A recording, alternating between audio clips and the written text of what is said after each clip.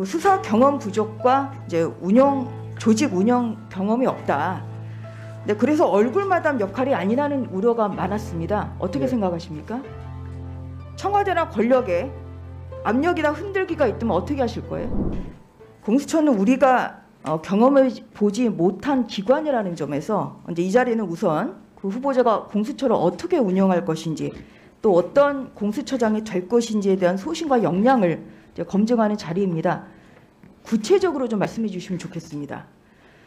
공수처의 독립성과 중립성이 매우 중요하다는 점, 이 점은 동의하시죠? 네, 동의합니다. 그런데 이제 후보 선정 과정에서 이제 후보자에게 주어진 우려가 무엇인지도 잘 알고 계시죠? 네. 그 수사 경험 부족과 이제 조직 운영 경험이 없다. 네, 그래서 얼굴 마담 역할이 아니라는 우려가 많았습니다. 어떻게 생각하십니까?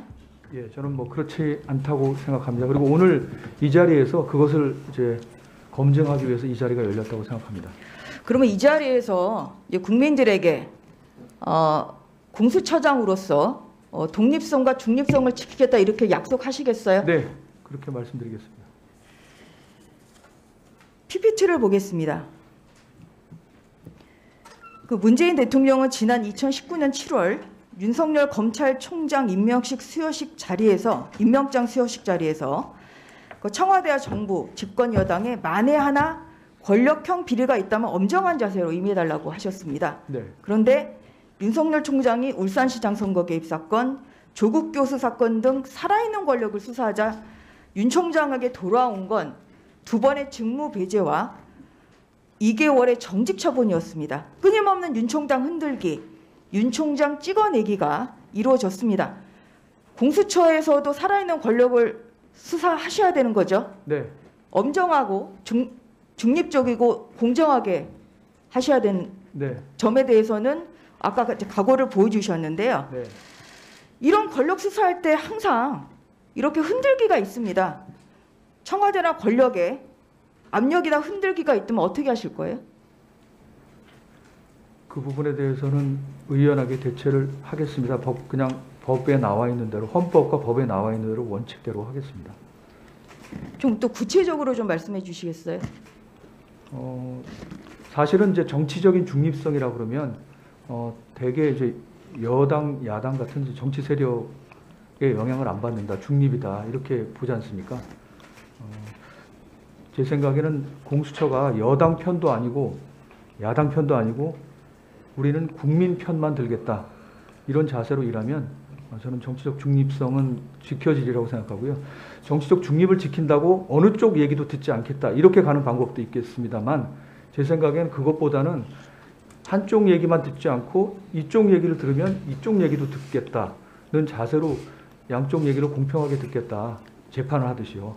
왜냐하면 저희도 준사법기관이라고 하기 때문에 그런 자세로 일하면 이런 외부에 이제 압력이 있을 때 그 공수처장 흔들기, 뭐 공수처장이 임명되신다면 공수처장 흔들기가 아주 심하게 될 수도 있습니다.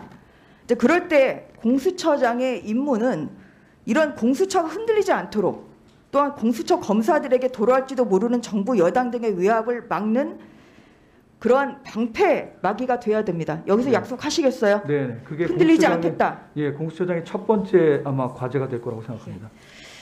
검찰이 진행 중에 이제 정권 수사를 공수처로 이첩시킬 것인가에 대해서도 국민들의 관심이 많습니다. 국민들은 공수처가 현재 검찰이 수사 중인 정권 수사를 이첩시켜서 정권의 치부를 숨기고 제왕적 대통령제를 더욱 공고히 할 것을 심각히 우려하고 있습니다. 현재 검찰이 수사하고 있는 이제 정권 관련 수사는 대표적으로 울산시장 선거 개입 사건, 월성 1호기 경제성 부당평가 사건, 라임 옵티머스 사건 등입니다. 후보자께서는 이 사건들을 공수처로 이첩할 것인가에 하는 본위원회 질의에 대해서는 아직 생각해 본 적이 없다고 하셨거든요. 그 사이에 생각을 해보셨어야 될 것 같습니다. 어떻게 하실 겁니까? 네, 아마 저희가 그런 답변이 나온 이유는 이제 공수처가 공수처장 혼자 있다고 수사를 할 수 있는 건 아니고 저희도 이제 차장 인선도 돼야 되고 수사처 검사 선발도 돼야 되고 수사관들도 선발이 돼야 되고요. 적어도 2달 정도는 걸릴 겁니다.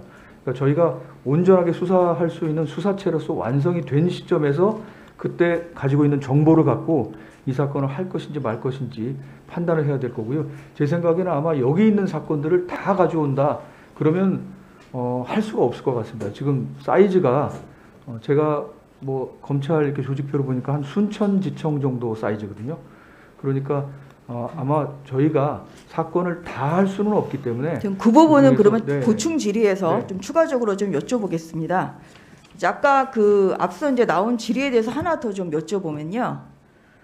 공수처 이제 인사위원회 그 구성이 이제 7명으로 돼 있는데 네. 이제 본 의원의 질의에 대해서 여야가 추천한 4명의 위원이 포함된 인사위원회의 추천을 거쳐서 최종적으로 대통령이 임명하게 될 것이다. 이렇게 답변하셨거든요. 네. 이 약속은 지키실 거죠? 예.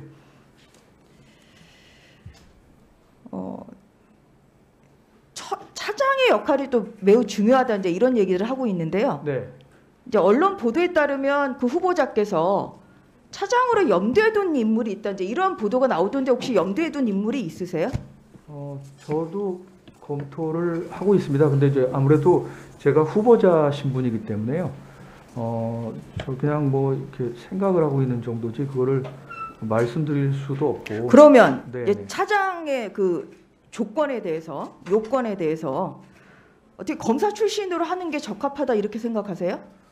그 부분도 지금 논란이 있는 것 같습니다. 특히 이제 처장이 검찰 출신이 아니기 때문에 차장은 반드시 검찰 출신으로 해야 된다는 이제 견해도 있는 그럼 아까 반면- 그 염두에 둔 네. 분은 그러면은 뭐 이렇게 딱 특정 뭐 딱 그 직종에 있는 분입니까? 저는 양쪽 다 가능하다고 생각합니다. 다양하게 좀 검토하고 예, 예, 계시다는 예. 말씀이시죠? 왜냐하면 일장일단이 있는 것 같습니다. 논란도 있고요.